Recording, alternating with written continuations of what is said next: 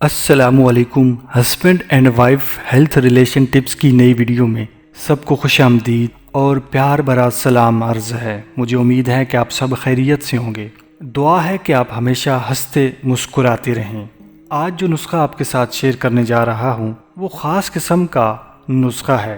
مجھے امید ہے کہ یہ دونوں چیزیں آپ کے باورچی خانے میں لازمی موجود ہوں گی۔ یہ نسخہ تیار کرنے کا طریقہ بھی نہایت آسان اور کارآمد ثابت ہونے والا ہے۔ پیارے دوستوں، اس ویڈیو کے اندر بتایا جائے گا کہ شہد کے ساتھ چھوٹی سی چیز استعمال کر کے آپ اپنے نفس کی سختی کو مزید کیسے بڑھا سکتے ہیں۔